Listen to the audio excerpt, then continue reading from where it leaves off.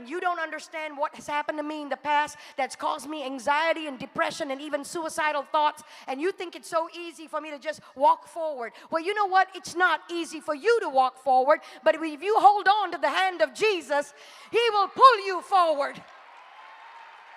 He won't let you stand still. He'll pull you forward. If only you will just get a hold of the one that can move you forward.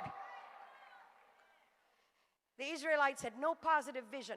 That's what I said earlier. When bad things have always happened in your life, you're never going to think that something good is possible. The Israelites had no positive vision for their lives, probably because they had been slaves for so many years in a foreign land. They knew where they came from, but they did not know where they were going. Everything was based on what they had seen and could see. They did not know how to see with the eyes of faith. Their conversation was about what they had left behind. First thing we need to do is to stop talking about the nasty little past and the mess of the past. We need to stop talking. Unless you want to talk about it in a counseling setting in order to get healing, that's different. But we've got to stop the circle of, that's what happened and that's what happened and nothing good is going to happen to me. I'm never going to meet the right person. I'm never going to have a good and successful life because that happened to me. We need to stop that kind of talk. And literally, I know this may be cliche, but we've got to literally talk Jesus. We've got to literally talk victory. We've got to literally talk Holy Ghost conversation. Holy conversation. The Lord is good and greatly to be praised. He's going to bless me. He's going to bless me with new relationship. He's going to bless me with a godly family. He's going to bless my children. He's going to bless my children's children. He's going to bless my parents, my workplace, my boss, my church. He's going to give us revival instead of that circle. Break up that circle of negativity. Walk away from a circle that will drain you of that faith. Walk away. You don't need friends like that.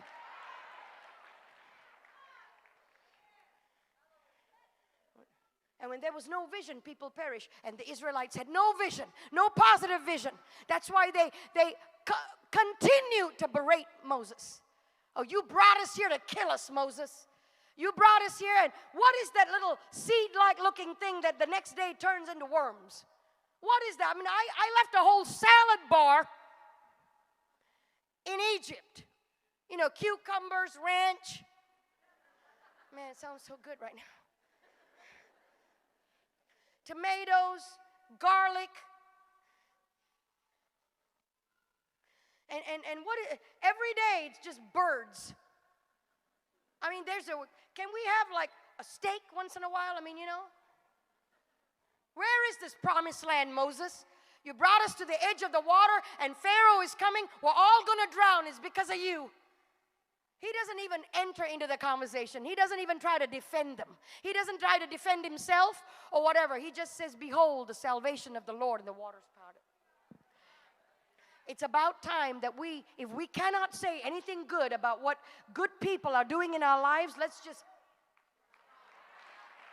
and watch the salvation of the Lord. Let's just and watch. Let's stop being a negative factor to godly people. Can we do that? And you know what? People like to talk. Oh yeah, people like to talk. Don't let the talk stop you. Don't let the talk, and don't get involved in the talk. Don't get involved in rumor mongering. If there's rumors going around, you stop it. And you say, God, I tell you what, God, you are here. You are powerful. You are strong. I'm going to protect the body. I'm going to protect my pastor's wife. I'm going to protect my pastor. I'm going to protect the leadership. I'm going to protect the leaders in my church. I'm going to protect my church. Who else do you think is going to protect us? The world? They won't protect you. It's got to be you and me. We got to have each other's back.